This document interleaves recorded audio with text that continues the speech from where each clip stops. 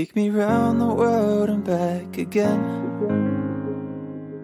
as I'm searching for my soul out there. Oh, there's something that I'm wondering, where I'm going when my story ends. It doesn't even matter anyway, no. We're focused and I'm coping with the pain, yeah. We're only getting older by the day, yeah. We're only getting older. It doesn't even matter anyway, no. We're focused and I'm coping with the pain, yeah. We're only getting older by the day, yeah. We're only getting older. Keeps me up all night, keeps me, can't these thoughts that keep me up all night, keeps me up all night, keeps me, can't these thoughts that keep me up all night, keeps me. So I'ma light it up, I'm getting high. Ask me how I am, I'm getting by. But I'm thankful that I'm still alive. Bonsoir mesdames et messieurs, bonjour, dépendamment d'où vous habitez. Voilà encore Aris Kakone, on est là pour une 14e édition de Gnosologie. On est là de retour. Et comme promis, nous avons aujourd'hui un super guest encore. Comme je vous ai toujours dit, Gnosologie est purement basée sur le fait de pouvoir avoir des conversations qui peuvent paraître difficiles à avoir, mais je pense qu'elles sont nécessaires pour pouvoir explorer, exploiter les différentes sources, pistes de solutions qui puissent nous permettre, comme un peuple, ou bien comme une nation, d'aller de l'avant. Parce que mon audience typique, c'est l'intelligentsia congolaise.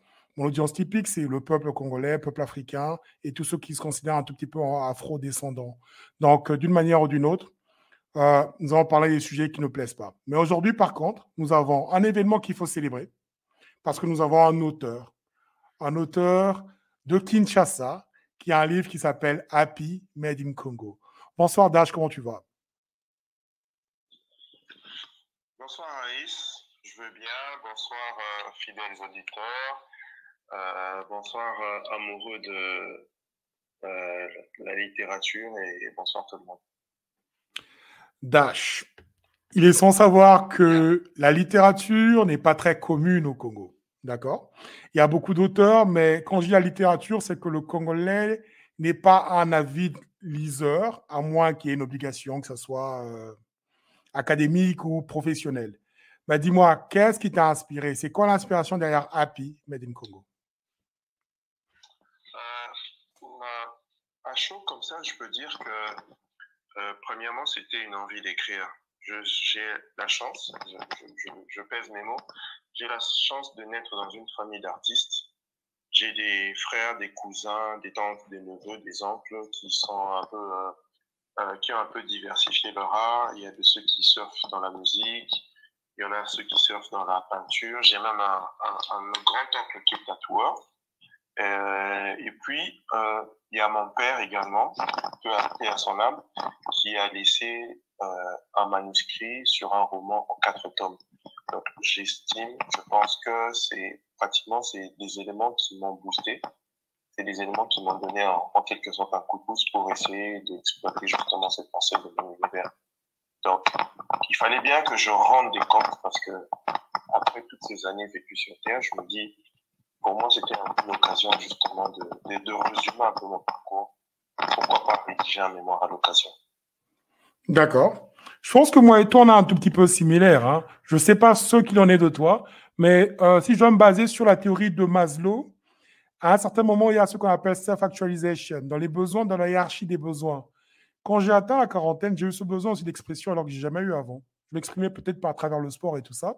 Et est-ce que tu penses que tu traverses d'une manière ou d'une autre ce qu'on appelle midlife crisis, une crise de la quarantaine, d'une manière ou d'une autre, que tu as ce besoin maintenant que tu n'en as plus rien à foutre, excuse-moi, tu n'as plus rien à faire de l'opinion des autres et que tu t'exprimes librement maintenant?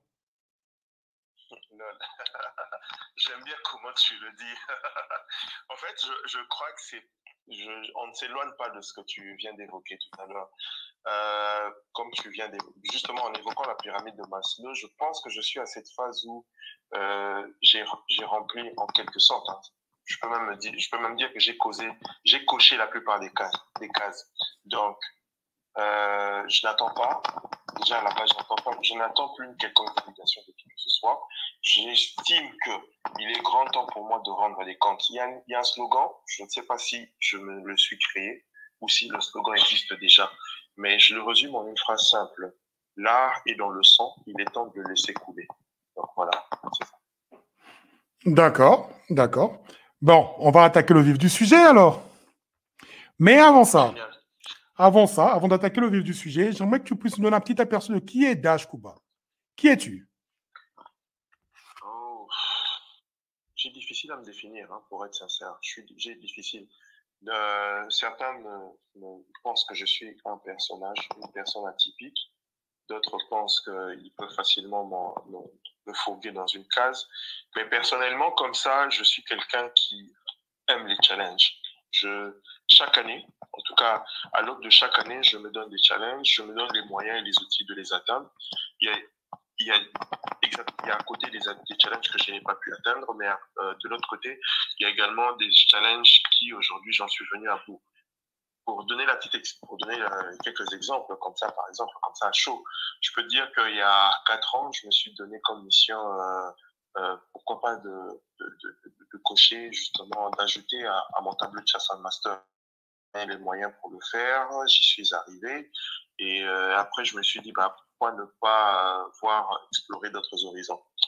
Mais si je peux essayer un tout petit peu de résumer ce que je suis, je suis cadre d'entreprise dans une boîte.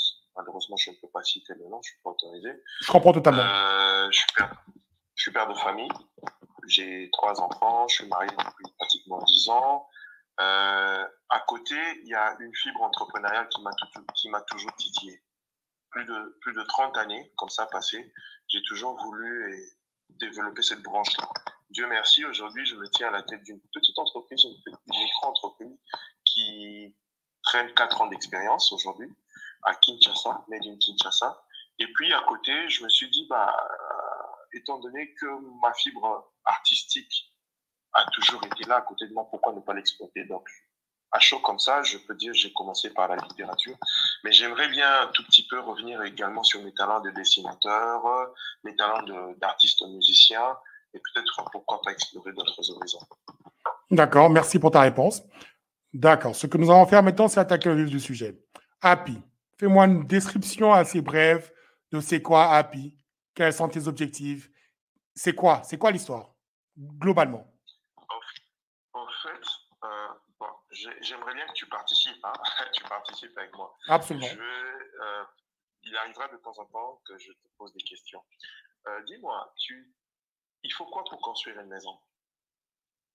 Des fondations, pour commencer. Par exemple. Des fondations, des briques, du ciment, de l'eau et tout ça, du sable, de l'acier, des fibres en acier et tout ce que tu veux, un architecte, un plan, une direction. Tout à fait, tout à fait. Donc, autant qu'il faut, tout ce que tu viens d'évoquer pour construire une maison, j'estime qu'en ce qui concerne la construction de l'estime de soi, il existe des briques psychologiques, si je peux utiliser le terme, traduites en un ensemble de rapports. Je m'explique. Quand on débarque sur Terre, c'est vrai que dans les rites initiatiques ancestrales ou africains, il y a certains qui passent par certaines étapes pour passer de l'âge de gosse à l'âge adulte. Mais bien entendu, je ne veux pas essayer de revenir un peu sur le passé, mais c'est indispensable aujourd'hui d'être à mesure face à justement l'humain qui essaie d'évoluer dans un environnement, d'être à mesure de définir un ensemble de rapports. J'estime que c'est important de connaître, par exemple, quel est mon rapport, c'est la question que je me pose, quel est mon rapport à l'argent? C'est une question. Comment je m'y prends justement face à l'argent? Comment j'arrive à gérer mon argent? Comment j'arrive à fructifier mon argent? Quelles sont les émotions qui sont liées justement à mes gestions monétaires? Quel est mon rapport, par exemple, à l'environnement au sein de lequel j'évolue? L'environnement quinois.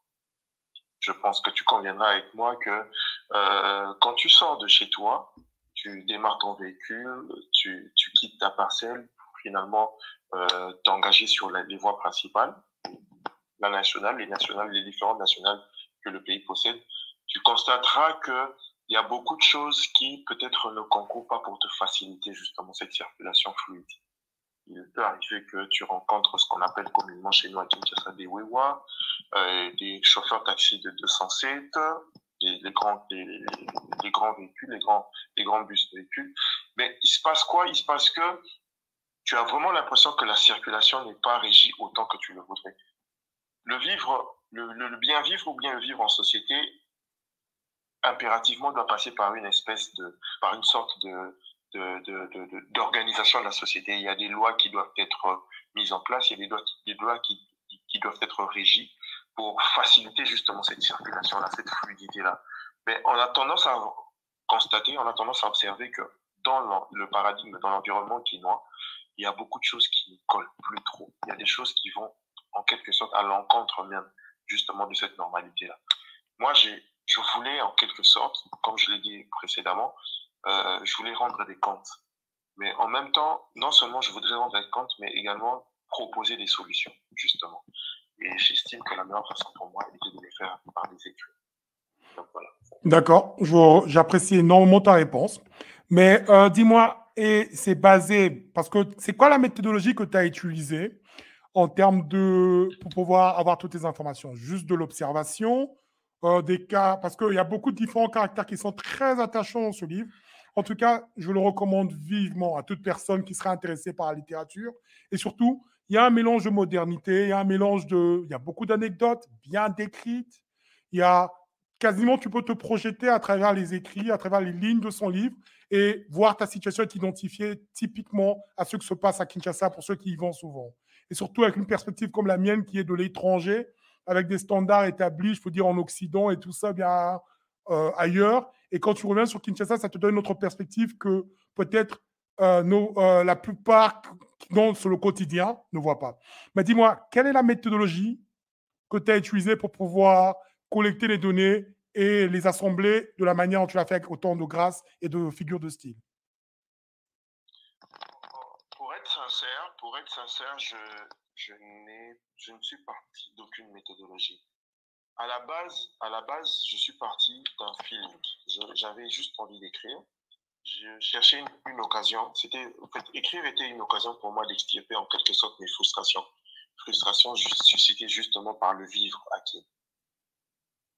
Je suis parti, pour la petite anecdote, pour la petite histoire, je suis parti du chapitre, si j'ai bonne mémoire, du chapitre 6.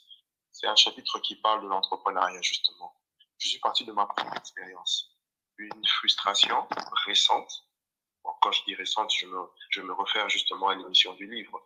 Je suis parti d'une expérience assez récente où j'ai vécu les méandres justement de l'exploitation de mon business qui est un tout petit peu spécialisé dans l'évacuation des déchets, la salubrité et tout ce qui va avec. De cette expérience-là, en rentrant chez moi le soir, j'ai estimé que la meilleure façon, bien la seule façon pour moi d'extirper cette frustration était de la coucher sur papier. Je me suis mis à l'œuvre, justement, d'une page à une deuxième page, troisième, et puis au bout du compte, avant de dormir, je me retrouve avec pratiquement 10 pages comme ça à coucher.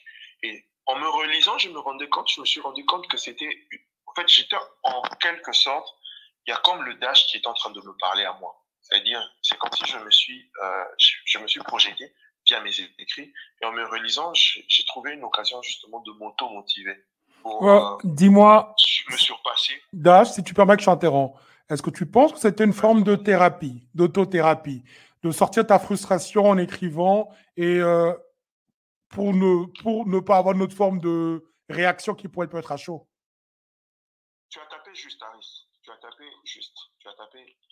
En tout cas, tu as tapé juste. D'accord. C'est une forme de thérapie pour moi. C'était vraiment une forme de thérapie.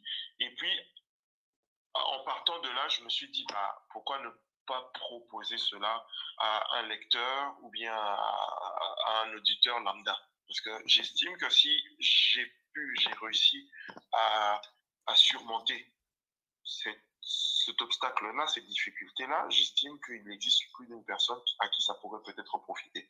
Et puis, de fil en aiguille, comme ça, en faisant lire justement mon manuscrit, mon texte à 2 ou 3 personnes, c'est de là qu'est venu l'encouragement, la motivation. Non seulement tu as la plume, non seulement on aime ton côté sarcastique, mais on va en venir au côté sarcastique. Voilà. Et puis, les conseils que tu essaies de proposer, on sent que à Kinshasa, il y a plus d'une personne à qui ça profitera. Ben, vas-y, lance-toi, essaie d'accoucher 2 autres chapitres, essaie d'établir beaucoup plus de rapports, parce que le chapitre 6, c'est le rapport justement à l'entrepreneuriat, mais il fallait que j'établisse d'autres rapports. Par exemple, le rapport à l'argent, comme je l'ai évoqué précédemment, le rapport aux relations amoureuses, comment on gère nos pulsions, nos émotions. Et puis, il y a d'autres rapports également. Bah, d'une manière très pratique, hein, pour quelqu'un qui n'est pas un grand liseur. Parce que d'une façon ou d'une autre, je pense que c'est un besoin que la plupart de lecteurs, surtout les Quinois, et je pense que ça peut être utilisé comme une pièce d'art. En fait, je pense que c'est une pièce d'art que tu as exprimée à travers des mots, réellement. Il y a un mélange de modernité, il y a un mélange de sarcasme, d'ironie, de satire.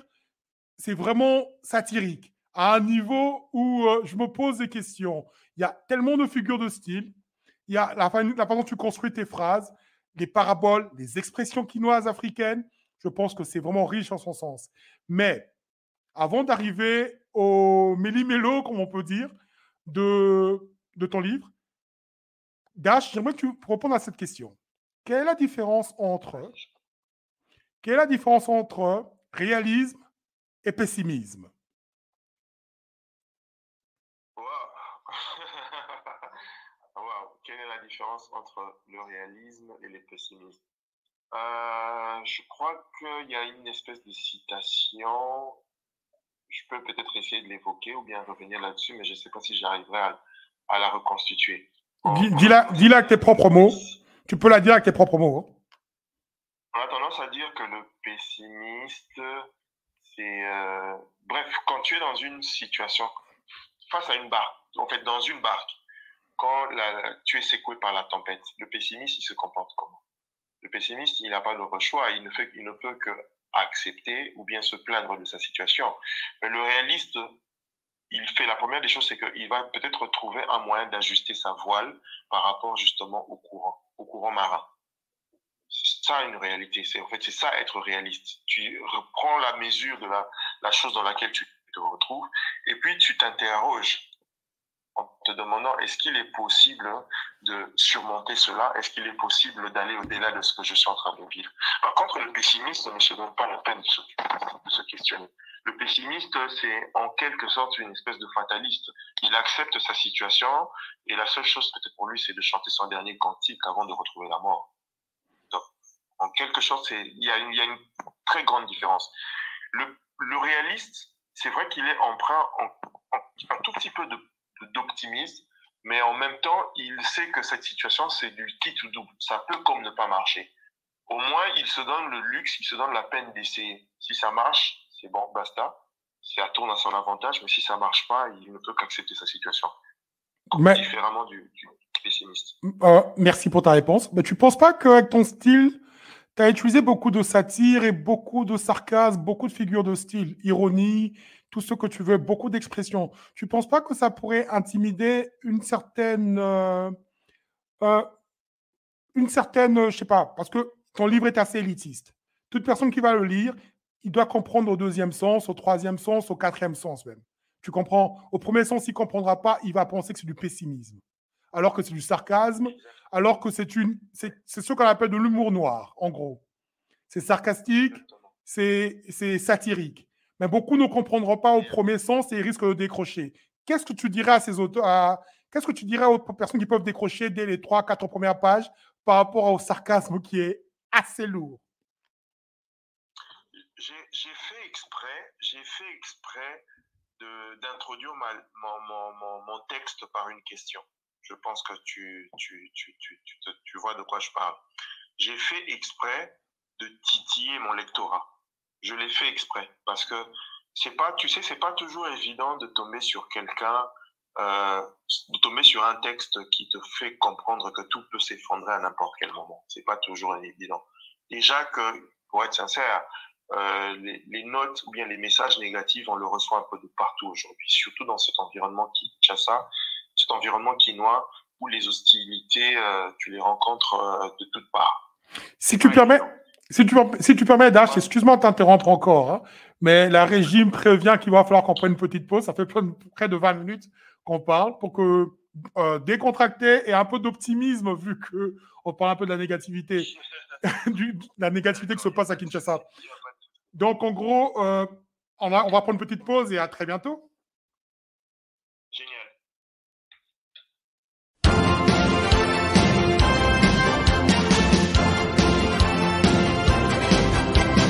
Des quatre coins de l'univers, quand triomphe le mal, sans hésiter, ils partent en guerre pour un monde idéal.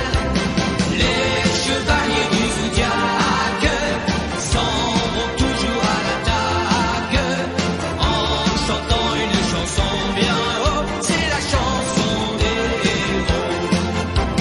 Les chevaliers du zodiaque, contre les forces démoniaques, gardent toujours au fond de leur cœur le courage des vainqueurs.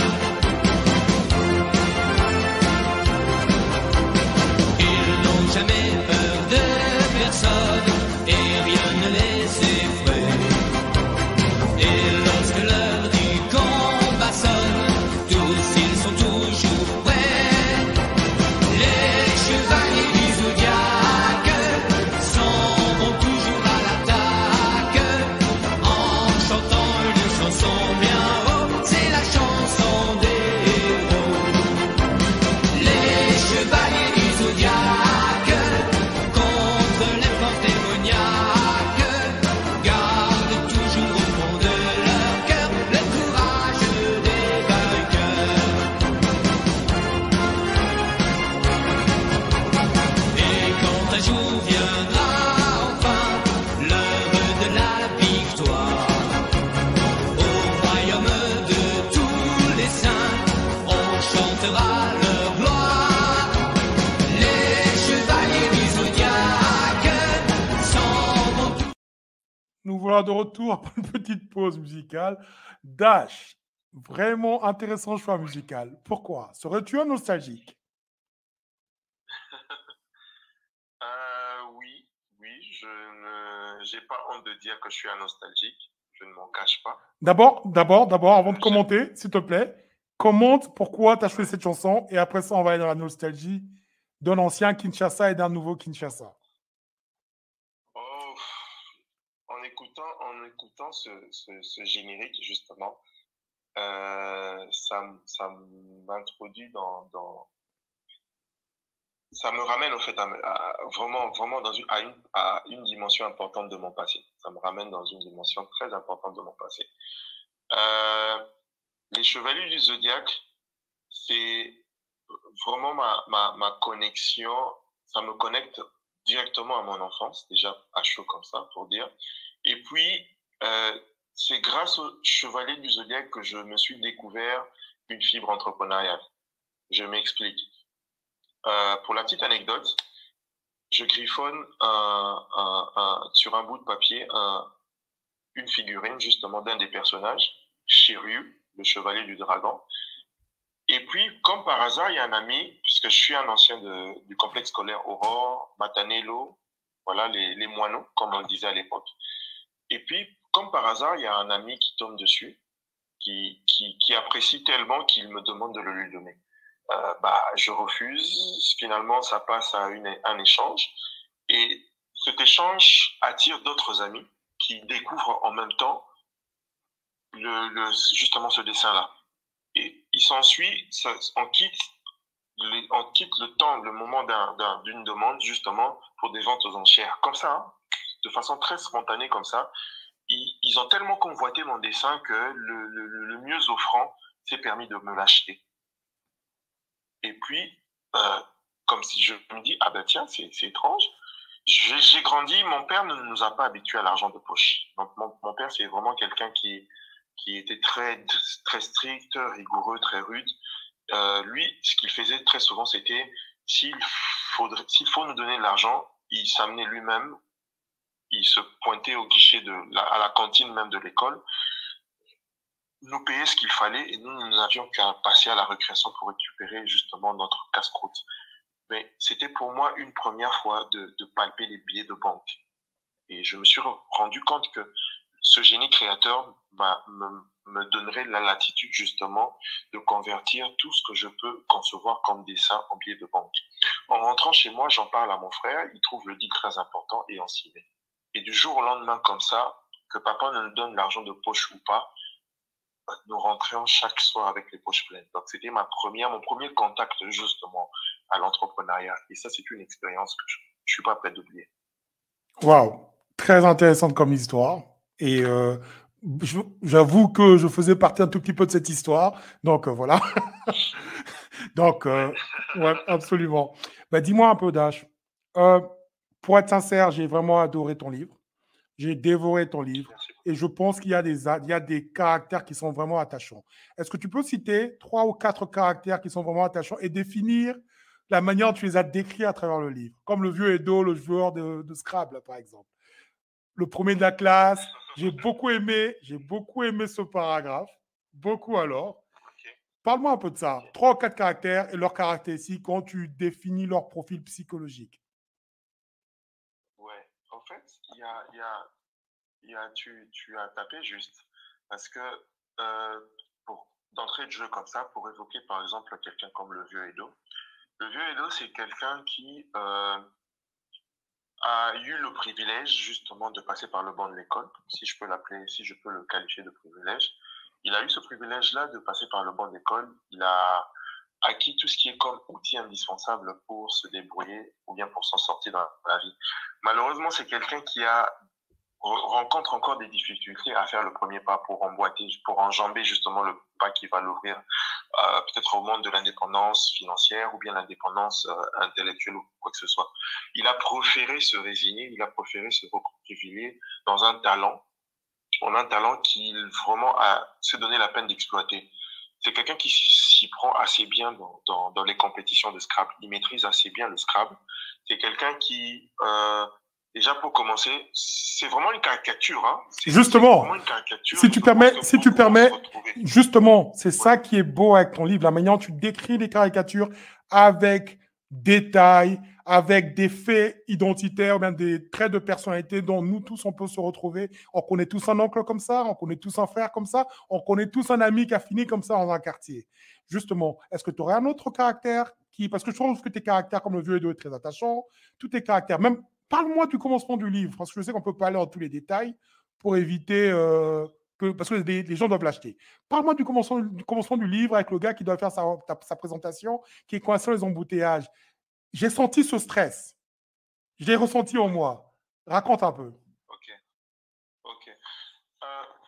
Vivre à Kinshasa, déjà pour commencer, c'est à la base comme ça, on peut penser que c'est simple. On peut penser que c'est simple, mais c'est pas donné à tout le monde. C'est pas comme si je voudrais présenter Kinshasa comme une ville exceptionnelle ou une ville où il faut forcément une espèce de GPS pour s'en sortir. Mais j'estime que c'est une ville où nos rapports aux émotions nécessitent une espèce de passage à niveau, nécessite une espèce d'entraînement justement pour voir comment à chaque situation, bien à chaque occasion, on peut être à mesure de contrôler nos pulsions. Ce qui n'est pas donné, ce qui n'est pas évident, ce qui n'est pas facile. Imagine, tu sors le matin, déjà pour commencer, tu te réveilles tard, parce que ton réveil n'a pas joué son rôle, ton réveil n'a pas fait son boulot. Tu te réveilles tard et tu es obligé, en quelque sorte, de brûler certaines étapes. Au sortir de chez toi, tu dois te taper un taxi, c'est pas évident pour toi. Tout ce que tu rencontres, tu as l'impression que tout concourt pour ne pas te permettre de te présenter, de te pointer à temps sur ton lieu de travail. Automatiquement, c'est une montée d'adrénaline. Automatiquement, comme je l'ai évoqué, c'est Koumou le chimiste qui va vraiment se donner ce boulot-là d'inoculer tout ton système d'une bonne dose d'adrénaline, ce qui ne va pas te faciliter la tâche. Et ça retrace pratiquement le quotidien de plus de 90% des Kinois. Parce que à Kin, se taper un transport aller, pas évident. Se taper un transport retour, c'est pas évident. Quand bien même tu arrives à te taper ce transport, tu dois prier pour arriver à destination parce que le long du trajet, à n'importe quel moment, tu peux rencontrer des surprises. Si c'est pas le véhicule qui vient en sens unique, c'est peut-être le Wewa qui va essayer peut-être de se faufiler à travers vos véhicules. En le cognant, c'est un autre préjudice il va s'en suivre un autre préjudice. Si tu arrives à éviter tout ça, c'est l'embouteillage qui tire en longueur. Si tu arrives à éviter tout ça, c'est peut-être un bureau de les agents des autorisations de transport, comme par hasard, qui peuvent barricader ou bien s'interposer et exiger au chauffeur de présenter ses documents. Il va s'en suivre une altercation, des échanges, des échauffourées. C'est pas évident. Et Si tu permets. Comme on le dit en bon quinois. Ouais. Vas-y. Non, vas-y. En bon quinois, qu'est-ce que tu dis? Et tout ça en bon quinois, il y a une expression que le quinois utilise, ego matissant mafuta. Tiens assez. mais Dash, pour être honnête avec toi, la manière dont tu décris les choses, tu vois, c'est comment on appelle ça, en anglais on dit tone of delivery. La manière dont ta tonicité, c'est quoi le mot? Anyway, je comprends pas. La manière dont tu décris les choses, ça peut paraître comme si la manière dont tu l'as écrit est décrite, il y a beaucoup d'humour. On va tous se retrouver, on va tous s'identifier à ça. Mais au fait, je pense que tu as un mélange de George Orwell et de Frank Kafka pour les grands avides liseurs. George Orwell, pourquoi? George Orwell, il avait la capacité de pouvoir raconter de manière très satirique, en parlant des animaux, en utilisant des fictions, la réalité de la société dans laquelle il vivait, l'environnement direct. Au point qu'avec 1984, 94, le gars a poussé jusqu'à la société moderne dans laquelle on vit avec Big Brother's Watching You. Donc voilà, ça c'est George Orwell. Et je pense que tu as ce côté satirique où tu décris Kinshasa. Maintenant, si ça tombe sur quelqu'un qui lit au premier degré et s'il est diaspora, il ne reviendra pas. Tu vois, tu comprends ce que je veux dire. Mais l'humour qui peut paraître sombre pour certains, mais l'humour est vraiment intelligent, qui pousse à une réflexion profonde, de même du vécu du Congolais. En parlant de ça, qui énonce ma prochaine question. Ce vécu du Congolais, nos expériences qu'on a en commun de Kinshasa, est-ce que c'est ça la meilleure manière de définir la quinoiserie? Définis-moi un peu la quinoiserie selon ton expérience à toi. Je l'ai dit au début de mon intervention, Harris. La quinoiserie serait... Bon, déjà pour commencer, toute société a besoin des codes, tu es d'accord avec moi? Absolument. Ce sont les codes même qui régissent, c'est les codes qui régissent le vivre le vivre en société. C'est les codes justement qui régissent le bien vivre, comment s'y prendre. Prenons un exemple simple. Remettons-nous au code de la route. Tu es dans un environnement londonien, anglais, où le code de la route est bien respecté. Non seulement c'est régi, mais c'est bien respecté. Et puis, à chaud comme ça, tu sais identifier la personne qui s'hazarde ou qui s'amuse à l'enfreindre. Mais il arrive quoi? Il arrive que là où nous vivons à Kinshasa, à un moment donné, on ne sait plus faire la démarcation entre ce qui est censé être normal et ce qui n'est plus normal. C'est un peu le problème qu'on a à notre niveau. On ne sait plus trop. Déjà, pour commencer, le code de la route, il est régi par l'oralité. Les panneaux de signalisation, c'est à peine, je dis bien à peine. Et la majorité, tu vas les retrouver au niveau du centre-ville. Mais une fois que tu quittes le centre-ville, c'est quasi inexistant. Donc, tu peux t'engager sur une avenue. Au bout de l'avenue, tu rencontres un agent de circulation qui t'arrête pour te verbaliser. Automatiquement, le premier réflexe, tu lui demanderas, mais écoute, tu m'arrêtes pourquoi? Il te dit non, au code sens unique. Mais attends, au code sens unique, il n'y a aucun panneau, il n'y a pas une seule signalisation. Sur base de quoi tu vas me dire que n'a code sens unique? Questionner à Ozong Seleza, aux Amupaya, aux Alara Awate. Oui, mais dis-moi, Dash. Dis-moi, Dash, dans la quinoiserie aussi, si tu permets que je t'interromps, dans la quinoiserie aussi, il y a des faits. Qu'est-ce que tu penses qui sont les faits qui rassemblent les Quinois? Exemple simple.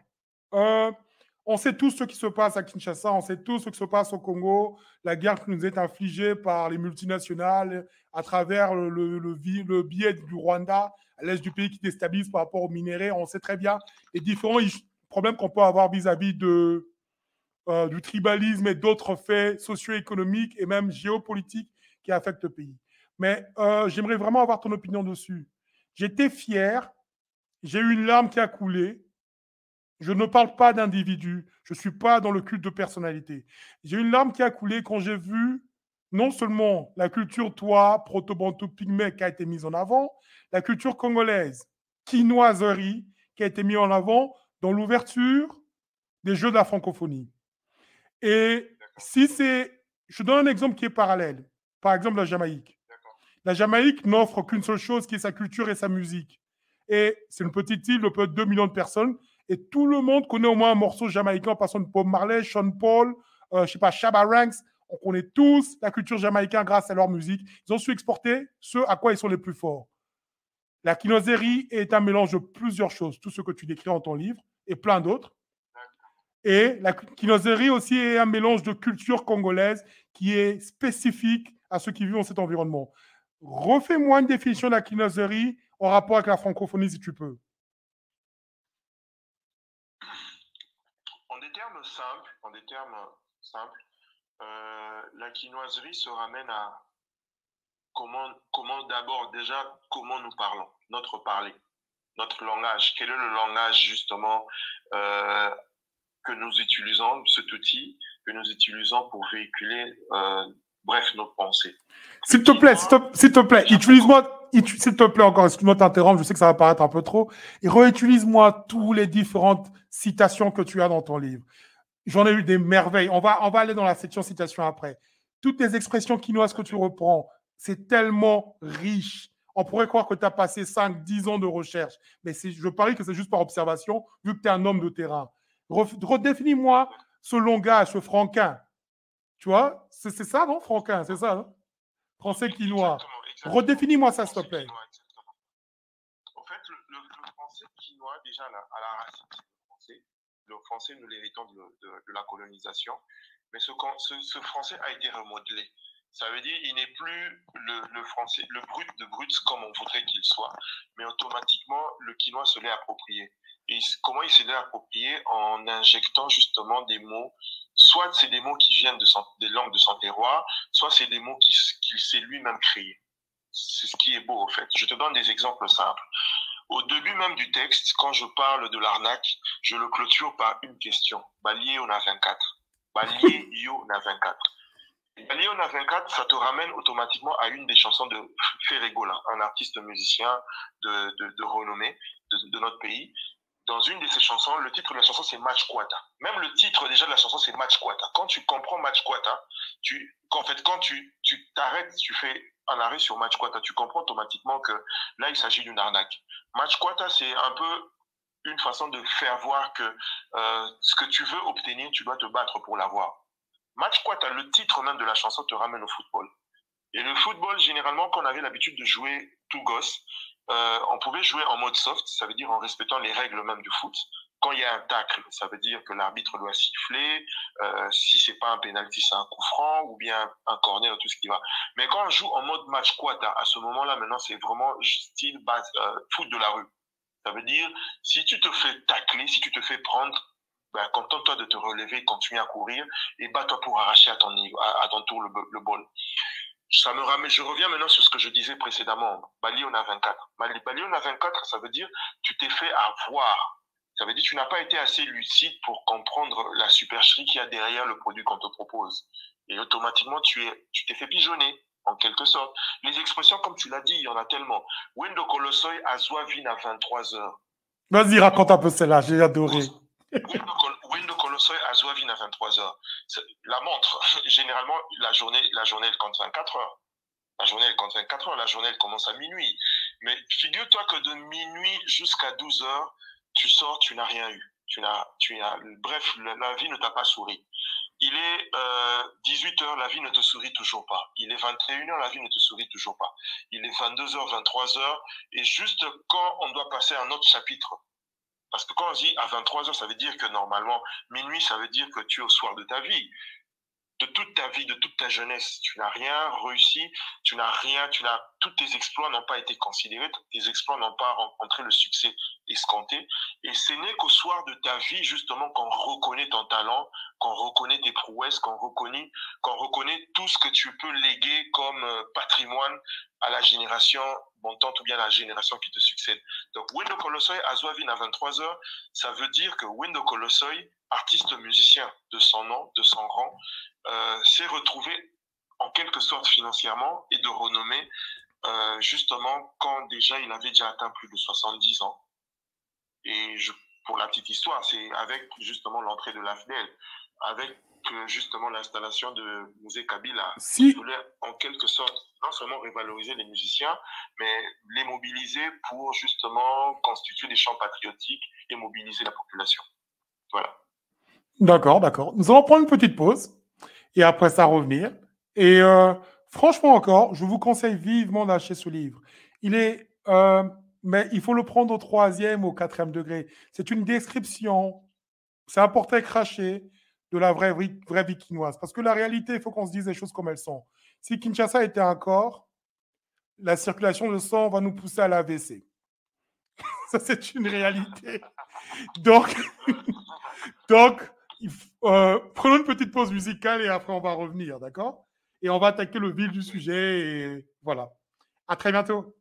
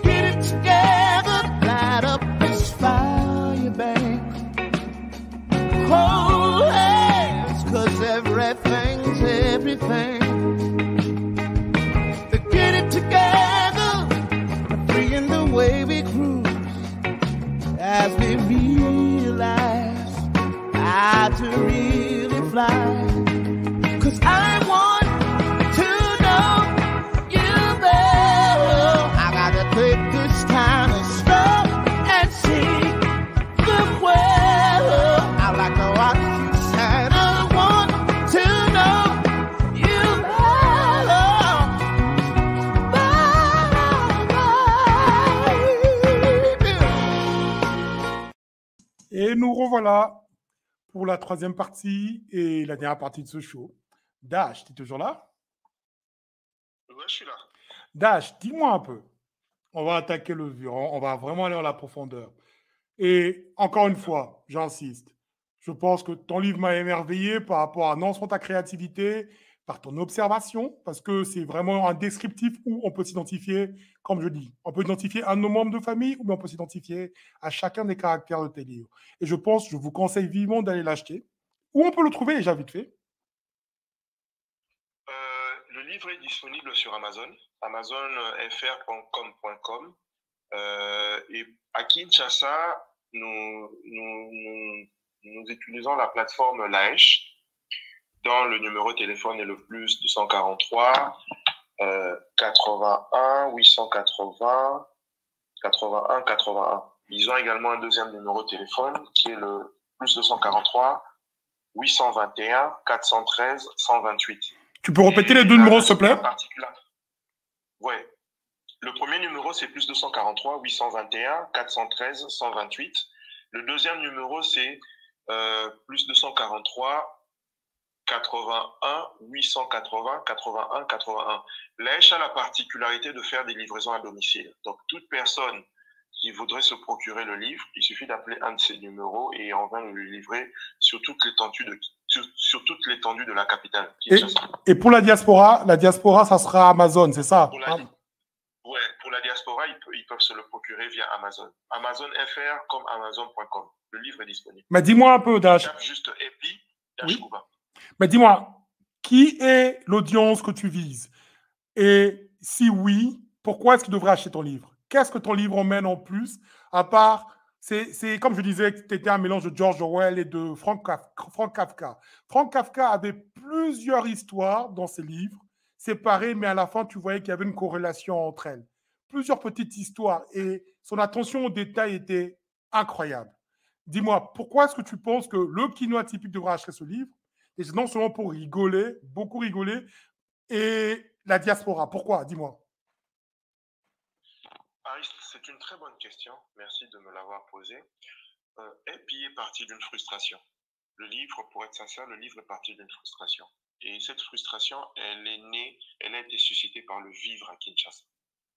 Le vivre à Kinshasa, c'est pas toujours évident. Il y a des jours comme ça où tu as le mood, il y a des jours où tu ne l'as pas. Epi est une résultante de plusieurs stimuli. Il y a le vivre à Kinshasa, il y a les frustrations suscitées par Kinshasa, il y a l'envie d'écrire. Et puis, ce que j'ai oublié de mentionner, c'est que personnellement, je suis déjà à la base un consommateur des livres sur le développement personnel. À la base, c'est vraiment mon leitmotiv, si je peux le dire ainsi. Et puis, en fait, à un moment donné, je me suis posé la question, est-ce qu'il existe des livres de développement personnel, mais made in Kinshasa, où le paradigme s'applique sur Kinshasa? J'ai fait des recherches.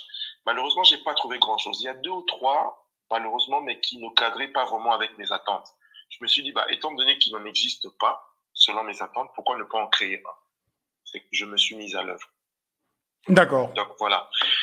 Le lectorat, pour être sincère, je me suis pas donné la peine de choisir mon lectorat. Ça, je suis vraiment sincère avec toi. Je me suis pas donné cette peine-là de choisir mon lectorat. Mais j'ai, par contre, remarqué une chose, c'est que la plupart des retours viennent de la jeunesse. Bon, on est tous jeunes, hein.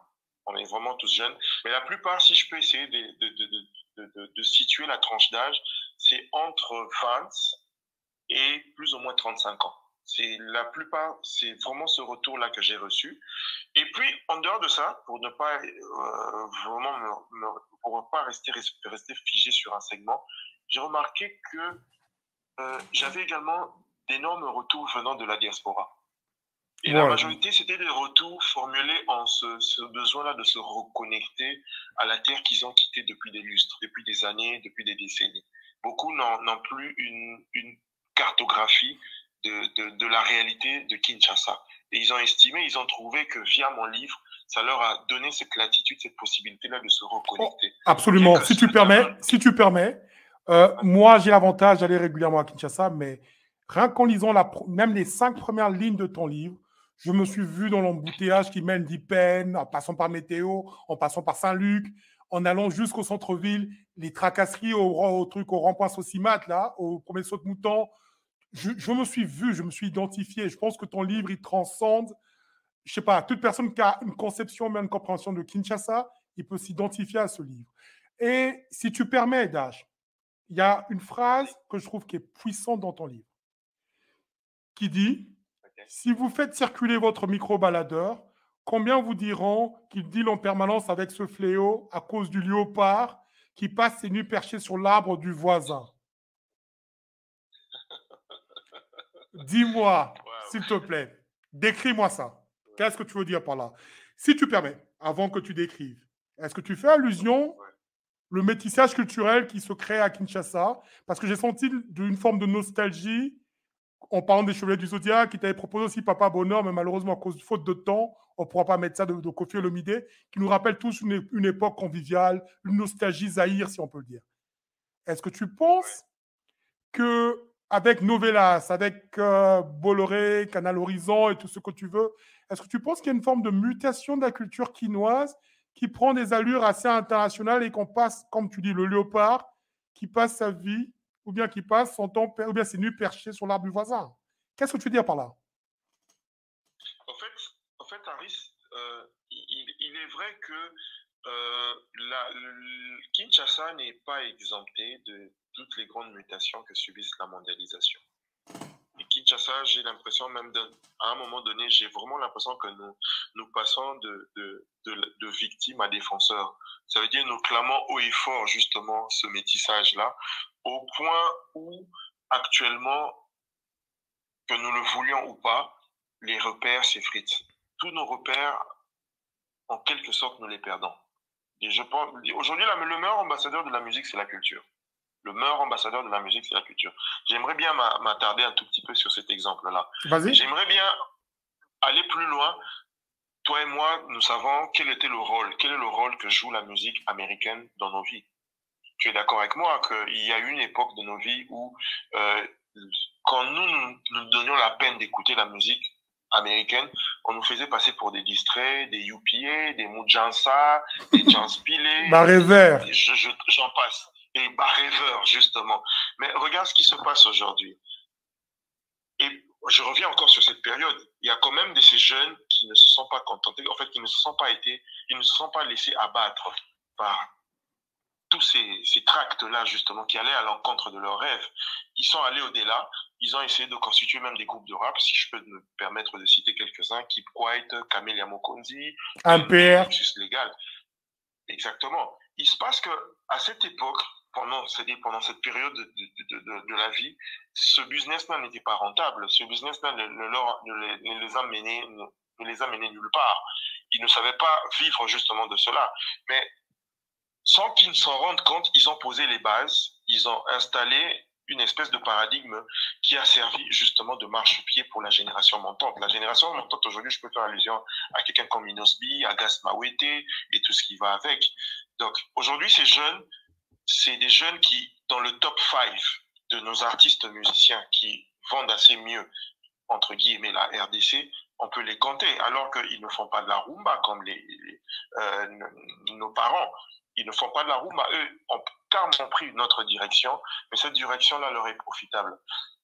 Tu aurais posé une question de savoir si je suis un nostalgique. Oui, je suis un nostalgique, mais je n'ai pas d'autre choix que de suivre le grand mouvement, de me laisser justement conduire par cette espèce de mutation et essayer de voir dans quelle mesure je peux essayer de tirer parti.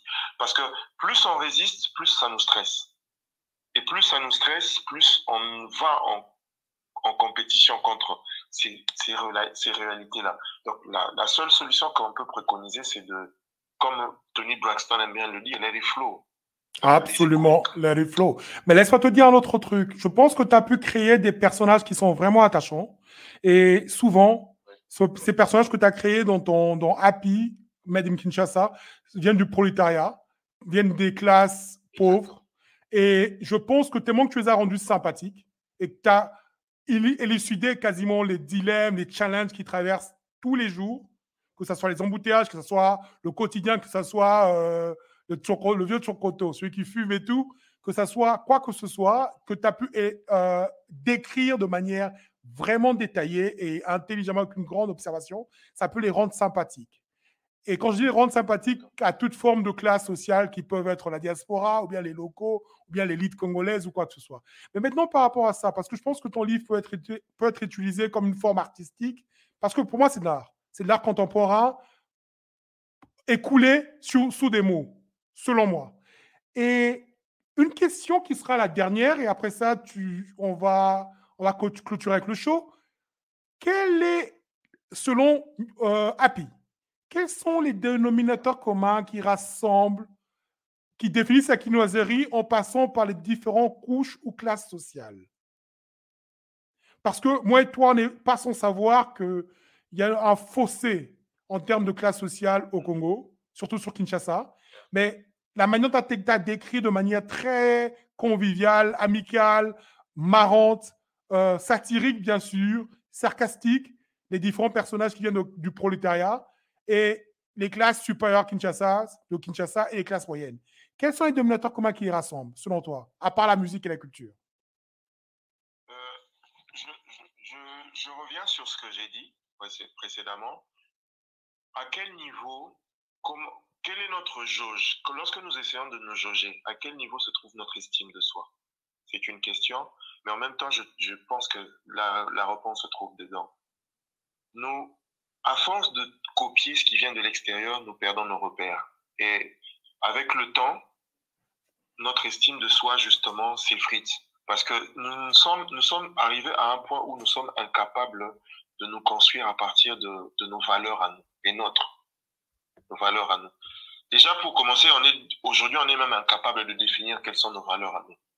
Tu vas remarquer, tu vas constater que la plupart des valeurs sur lesquelles nous nous accrochons sont des valeurs importées, très importées.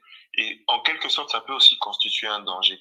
Et malheureusement, ça n'épargne aucune classe sociale, en commençant de la base de la pyramide jusqu'au sommet. C'est pratiquement tout le monde aujourd'hui qui essaie de se projeter à travers un paradigme qui est colporté. Un paradigme qui n'est pas le nôtre. Permets-moi de donner certains exemples. Vas-y.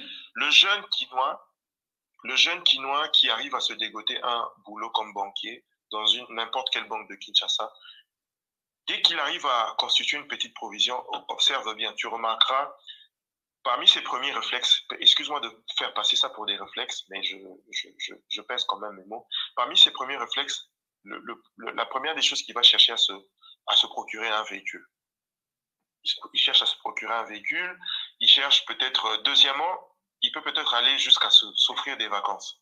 Malheureusement, la plupart s'offrent des vacances en dehors du pays, en dehors du continent même, puisque en quinois, on le dit souvent, Kofuta Nyongwamisu. Et Nyongwamisu, en gros, très souvent, c'est quoi? Les apotos. L'Europe, la France, la Belgique, la Suisse, l'Allemagne.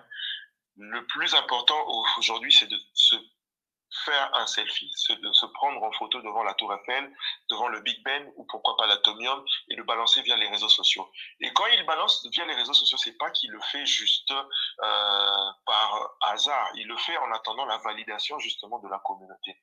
Et automatiquement, c'est comme s'il posait les jalons d'une espèce de challenge. Automatiquement, qu'est-ce qui se passe? C'est que les autres jeunes vont chercher à emboîter le pas. Mais dis-moi, comme s'ils traçaient une espèce de chemin. Mais dis-moi, Dash, il est clair qu'à travers ton livre, toute personne qui lira ton livre comprendra que tu es quelqu'un qui est très éclairé. Ton livre est dans l'intellectualisme hors norme, d'accord? Quelles sont les solutions? Parce que je pense que ton livre peut être utilisé en milieu littéraire. Parce que moi, je le dis, je suis à 100% d'accord avec toi sur ton analogie que tu viens de faire maintenant là. Je pense qu'il faut reformer le curriculum national et utiliser les auteurs congolais. Et il faut une touche de réalisme par rapport à ça. Parce que, encore, pour compléter sur ce que tu viens de dire, moi, je pense que quand les élections générales arrivent au Congo, je pense que Louis Vuitton, Hermès, Mercedes, BMW, Rolex, Gucci, ils vont sur LinkedIn, ils vont voir qui sont les candidats députés pour les envoyer des emails déjà. Parce qu'ils savent qu'il y aura un transfert d'argent qui va venir du Congo. Et Air France, malgré qu'ils passent plus sous le Sahel, là, Air France et Bruxelles Airlines, Turkish Airlines et tout ce qui suit se frottent les mains parce que certains Congolais vont voyager en première classe. Tu vois, et le Japon, avec leurs gros conteneurs, vont nous envoyer des voitures de seconde occasion, volant droite. Donc, ils savent déjà qu'il y aura un transfert d'argent qui va venir du Congo, qui va vers l'Occident. Mais quelles sont les solutions? Comment est-ce que Happy pousse les gens vers une forme de réflexion, Parce que je sais que c'est une auto-évaluation, Happy. C'est thérapeutique, c'est une auto-évaluation du problème d'estime de soi quinoa basé sur... ça, c'est ma compréhension des choses. Tu me diras la tienne après. Je pense qu'on vit tellement en forme résilience, on vit tellement en forme de dealer avec la journée d'aujourd'hui, la traversée, et même l'humour de quinoa est un mécanisme de survie. Exactement. Tellement que c'est dur pour la plupart. Je ne parle pas de l'élite qui passe en gyrophare. Tellement que c'est dur pour la plupart. Excuse-moi, je vais encore aller plus dur, après je vais te laisser parler. Excuse-moi, je monopolise. Je pense réellement que même de la classe moyenne, certaines des classes moyennes congolaises, classe moyenne, c'est quelqu'un qui a déjà une accommodation, une maison à lui, qui a pu acheter avec un crédit de banque et qui touche plus de 2000 dollars par mois. Pour moi, c'est ça la classe moyenne. Même pour eux, qui sont coincés dans les embouteillages, le stress est pareil que le gars qui passe en Wewa, ou bien en famille présidentielle et des esprits de mort. Dis-moi, quelles sont les solutions?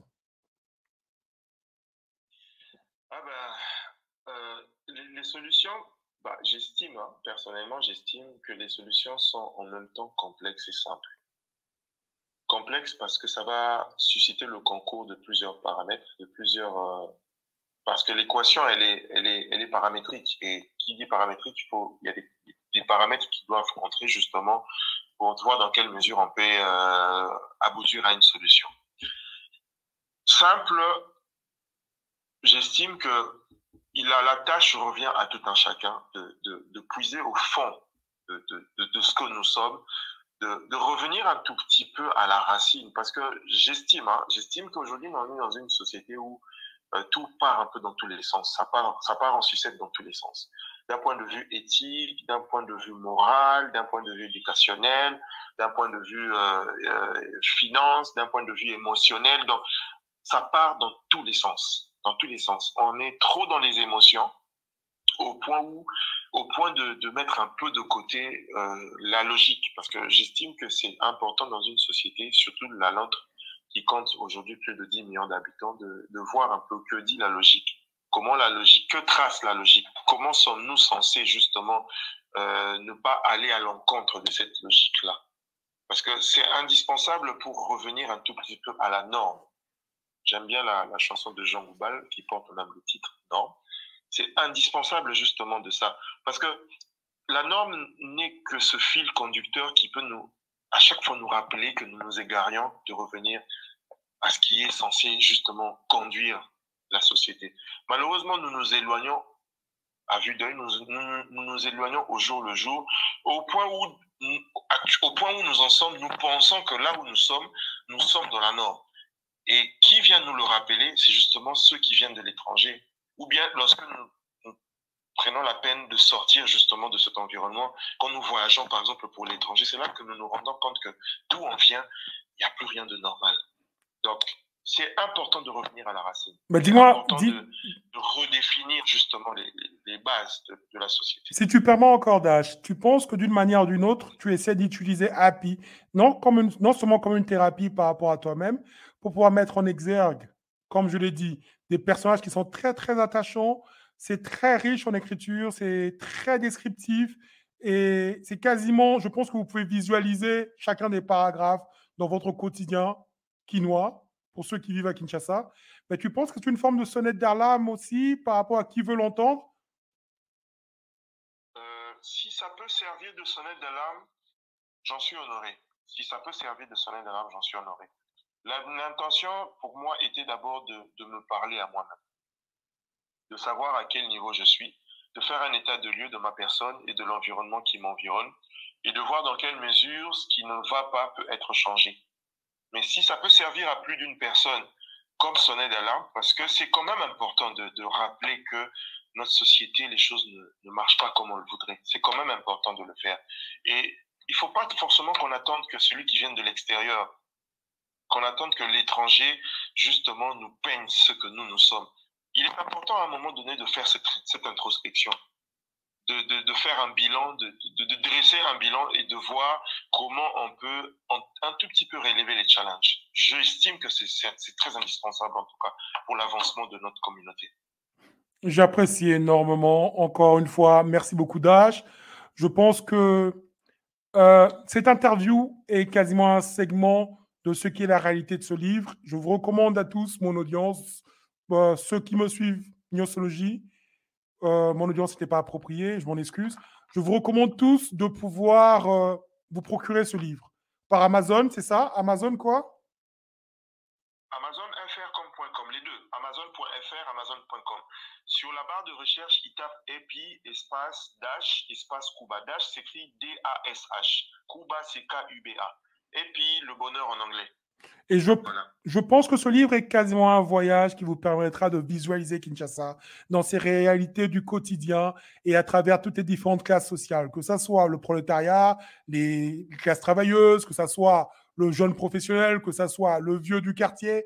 Donc, vous pouvez voir Kinshasa à travers des différentes prescriptions de lunettes, si je peux l'appeler, et ça vous donnera un aperçu réel en globalité de ce qui est la quinoiserie. En tout cas, sur ce, Dash, aurais-tu un mot de la fin? Oh, je suis pas très doué, hein. Je suis pas très doué. Je tiens à remercier les auditeurs du temps qu'ils ont consacré justement à nous écouter, échanger à propos de Kinshasa, de la quinoiserie, de la quinoisitude, de mon livre. C'est une première expérience, si tu me permets, Harris. Vas-y. Hein. Tu as évoqué un auteur que j'apprécie beaucoup, George Orwell.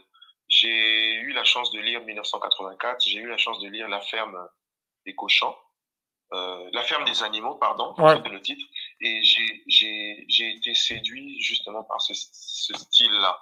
J'ai été séduit par comment, de façon imagée, il arrivait à transmettre un message.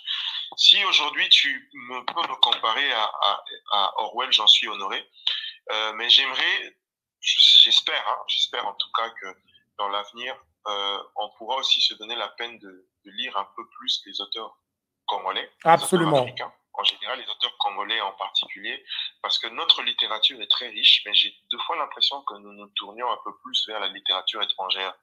On ne porte pas trop notre loupe justement sur la littérature centrée sur la congolité, le mot. Je ne sais pas si le mot existe. Alors, je me suis donné cette mission-là. J'espère que je serai à la hauteur. C'est dans les années à venir de voir dans quelle mesure, avec certains amis ou certaines d'autres communautés, de voir comment on peut davantage mettre en lumière la littérature congolaise et de faire comprendre, en tout cas à l'extérieur, au reste du monde, qu'il y a beaucoup à raconter sur la RDC, il y a beaucoup à raconter sur Kinshasa. Je donne un exemple. On peut juste s'arrêter, par exemple, sur une histoire, par exemple. On peut s'arrêter sur une histoire autour de Lumumba. Juste Lumumba. On peut écrire plus de 500 livres sur Lumumba. Plus de 500 livres. Mais on ne le fait pas. Pourquoi? Je ne sais pas. C'est la question que je continue de me poser. J'invite en tout cas à toutes ces personnes qui hésitent, de prendre la plume et de d'accoucher. C'est important de faire connaître notre histoire et c'est surtout important de l'immortaliser. Peu importe les méandres, que ce soit en bien comme en mal, donnons-nous la peine d'immortaliser notre histoire, donnons-nous la peine d'immortaliser notre culture. Donc, voilà. Et sur ce, franchement, il n'y a pas de meilleure manière d'exprimer ce que tu viens de me dire.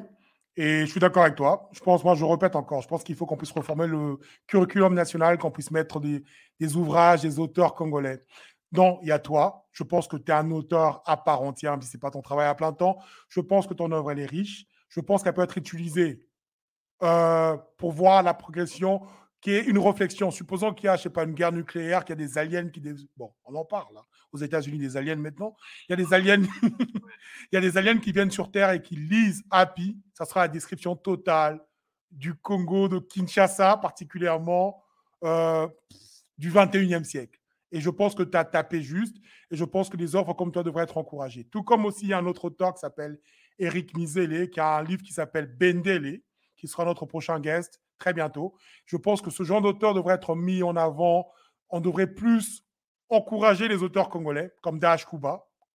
Et je vous convie d'aller acheter ce livre. Vous supporterez non seulement un frère, mais c'est Made in Congo, Made in Kinshasa. Merci beaucoup. Quant à moi, on va finir par une petite musique. Je m'appelle encore Ariska Kone. Je vous remercie pour la patience. Je vous remercie pour le temps que vous avez consacré. Et paix et prospérité. Richesse et bonheur. Ah, tu peux dire ça en Kikongo? Ah, désolé. Voilà encore, Bongo, voilà je encore. vais dire en quinois. Bongo Nalupemba.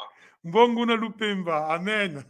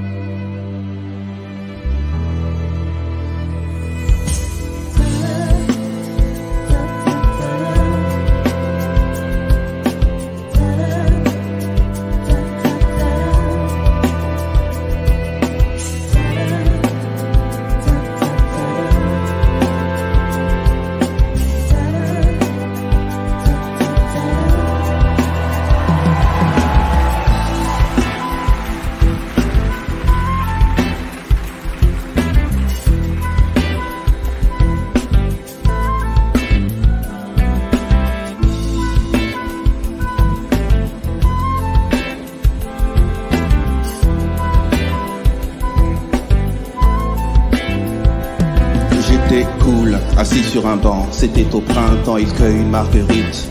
Ce sont deux amants, overdose de douceur. Ils jouent comme des enfants, je t'aime un peu beaucoup, à la folie passionnément, mais à la suite d'une douloureuse déception sentimentale. D'humeur chaleureuse, je devenais brutal. La haine d'un être n'est pas dans nos prérogatives. Tchernobyl, débile, jalousie radioactive. Caroline était une amie, une superbe fille. Je repense à elle, à nous, à nos cornets bannis, à sa boulimie de fraises, de framboises, de myrtilles, à ses délires futiles, à son style pacotille. Je suis las de trêve qui pique ton cœur, las de trêve qui pique ton cœur, las de trêve qui pique ton cœur, Caroline.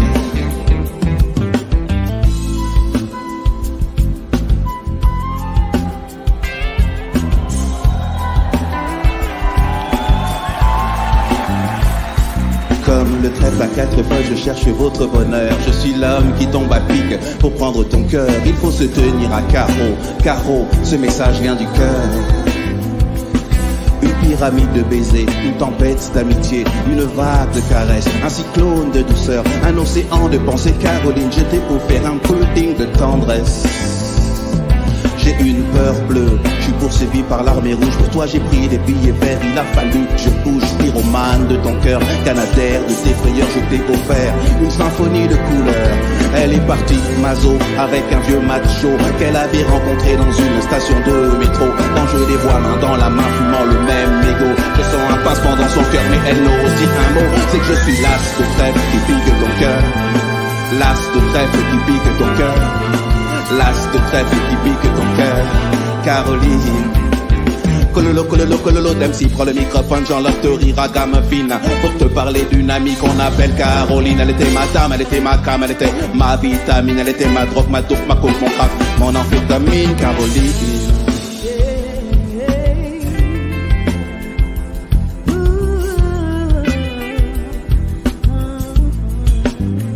Je repense à elle, femme actuelle, 20 ans, jeune et jolie. Remets donc le film à l'envers, magnéto de la vie pour elle. Faut-il l'admettre, des larmes ont coulé, hémorragie oculaire.